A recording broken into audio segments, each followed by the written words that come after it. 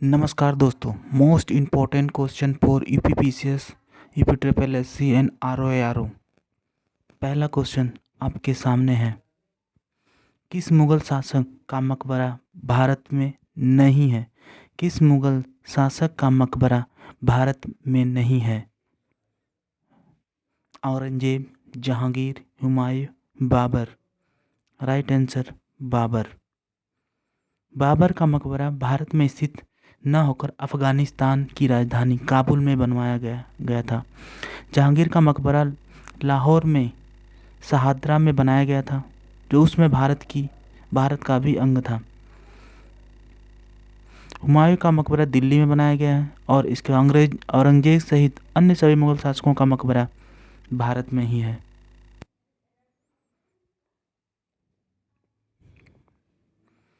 Next question, Sawai राजा जय सिंह द्वारा प्रथम वेधशाला जंतर मंतर कहाँ स्थापित किया गया था?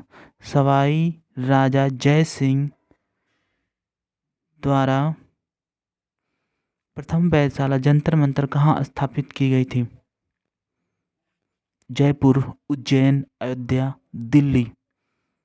Right answer Jaipur. जयपुर के राजा जय सिंह ने अपने शासनकाल में अनेकों वेधशालाओं का निर्माण करवाया था।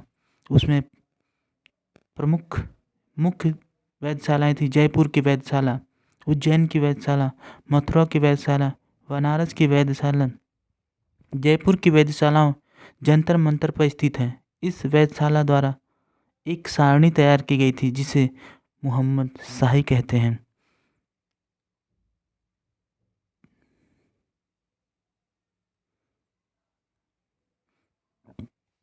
नेक्स्ट क्वेश्चन आपके सामने, नागार्जुन सागर बांध किस नदी पर स्थित है? महानदी, गोदावरी, कृष्णा, नर्मदा। नागार्जुन सागर बांध किस नदी पर स्थित है? नागार्जुन सागर बांध किस नदी पर स्थित है? महानदी, गोदावरी, कृष्णा, नर्मदा। Right answer Krishna. नागार्जुन सागर बांध कृष्णा नदी पे है। आंध्र प्रदेश में कृष्णा नदी पर नागार्जुन सागर बांध का निर्माण किया गया है। महानदी उड़ीसा राज्य में बहती है और इस नदी पर हीराकुंड बांध परियोजना का निर्माण हुआ है। गोदावरी नदी पोचमपाद परियोजना का निर्माण हुआ है। नर्मदा नदी पर नर्मदा सागर परियोजना है जो गुजरात राज्य में स्थित है। अभी हाल ही में इसकी ऊंचाई बढ़ाने पर सरकार तथा न्यायालय के बीच टकराव हुआ, इसी कारण यह मेघ पाटकर आमरण अनशन पर भी थी। नेक्स्ट क्वेश्चन आपके सामने है, अष्टप्रधान मंत्रिपरिषद किसके काल में थी? अष्टप्रधान मंत्रिपरिषद किसके काल में थी? शिवाजी, कृष्णदेवराय, पेशवा बाजीराव या अकबर। इसका राइट आंसर शिवाजी। अष्टप्रधान मंत्रिपरिषद का गठन शिवाजी ने की थी। इनके शासनकाल में अष्टप्रधान मंत्रिमंडल 8 थे, जिनमें पहला था पेशवा, राजा का प्रधानमंत्री होता था। दूसरा आमत्य, वित्त एवं राजस्व मंत्री होता था। तीसरा सरे नौबत सेनापति होता था। दबीर या सुमंत विदेश मंत्री हुआ करता था। सुरुनवीस या सचिव राजकीय पत्र व्यवहार का कार्य देखता था। पंडित राव विद्वान और धार्मिक कार्यों के लिए अनुदानों का दायित्व निभाना। न्यायाधीश मुख्य न्यायाधीश का कार्य देखता था। या वकीयानवीस या मंत्री राजा के दैनिक कार्यों का विवरण रखते थे।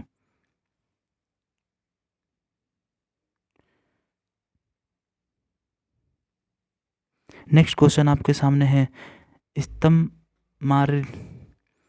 इस्तमरारी बंदोबस्त किसने लागू की थी? वेलजेली, वारेन हेस्टिंग, लॉर्ड कॉर्नवालिस या Lord Dufferin. Right answer Lord Cornwallis.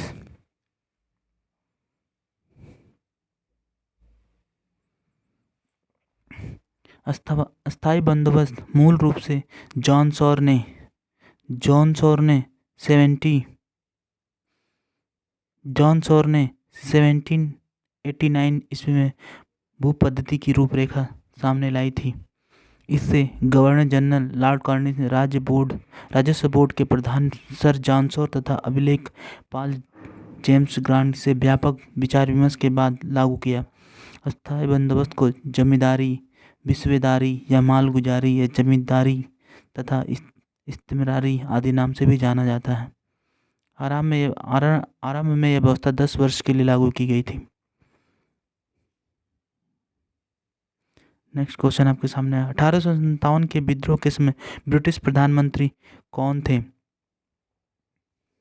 Churchill, Palmerston, बारएटली या गोल्डस्टोन? Right answer Palmerston. 10 मई 1857 का विद्रोह भारत का प्रथम स्वतंत्रता संग्राम माना जाता है। बहादुर शाह जफर को इस विद्रोह का नेतृत्व सौंपा गया। कानपुर में अंतिम मराठा पेशवा बाजीराव द्वितीय ने के दत्तक पुत्र नाना साहब ने बरेली से रुहेलखंड के भूतपूर्व शासक के उत्तराधिकारी खान बहादुर ने, बिहार में जगदीशपुर के जमींदार कुंवर सिंह ने, झांसी में रानी लक्ष्मीबाई ने, फतेहपुर में अजीमुल्ला खां ने, इलाहाबाद में लियाकत अली ने, लखनऊ में बेगम हजरत महल ने विद्रोह का नेतृत्व किया। इस विद्रोह के समय ब्रिटेन में प्रधानमंत्री पामस्टर्न थे। इनका कार्यकाल 1855 से 1858 तक था। Right answer पामस्टर्न।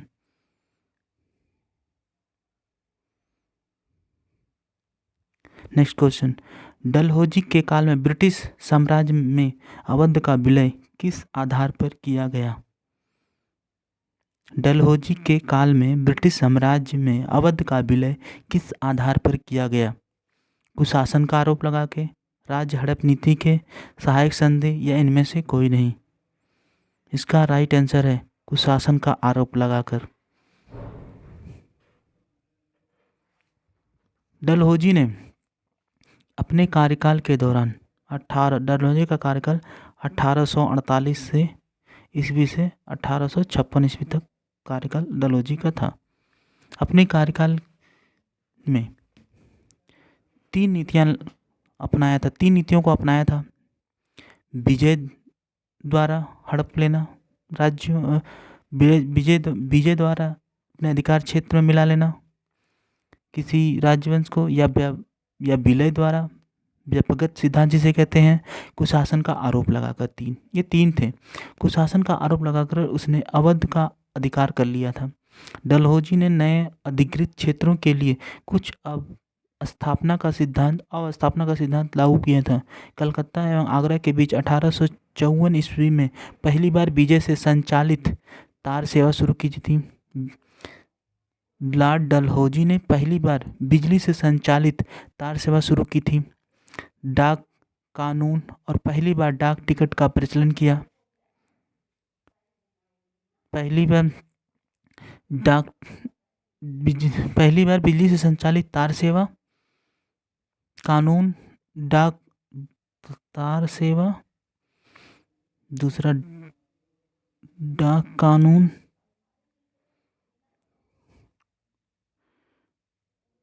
तीसरी डाक टिकट सेवा। डाक ticket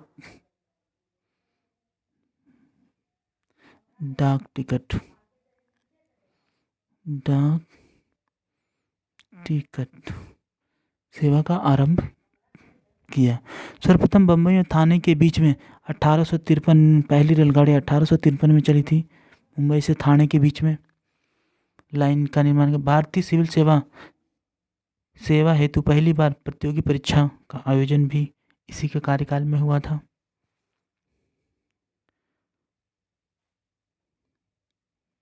next question, Hindustan socialist Republic association की स्थापना किसने की?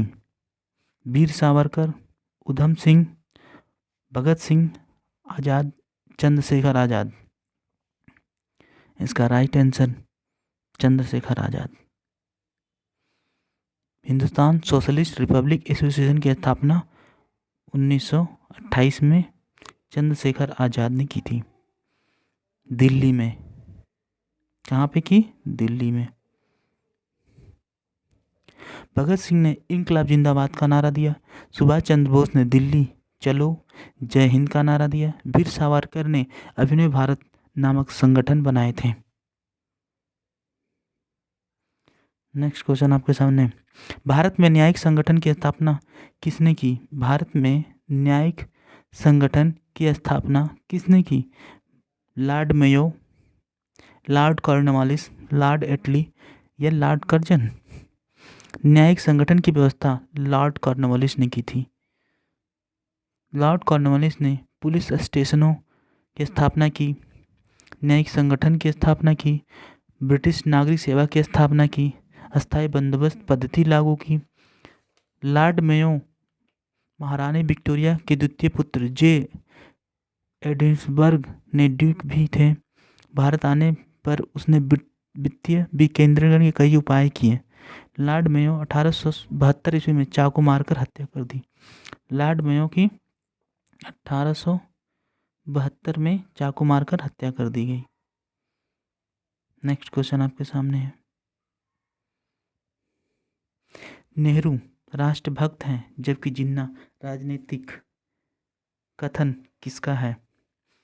नेहरू राष्ट्रभक्त हैं, जिन्ना राजनीतिक, ये किसका कथन है? सरदार पटेल, महात्मा गांधी, मोहम्मद इकबाल, मौलाना आज़ाद।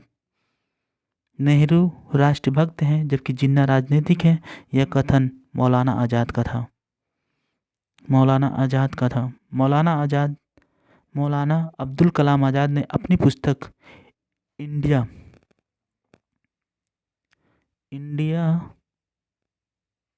विन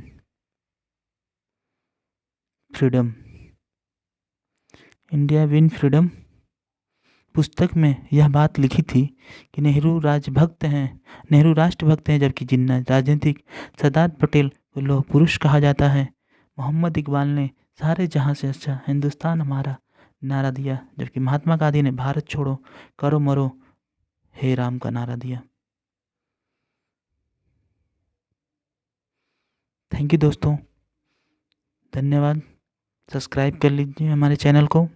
आपको और भी महत्वपूर्ण क्वेश्चन आंसर हम करवाएंगे आपको। धन्यवाद।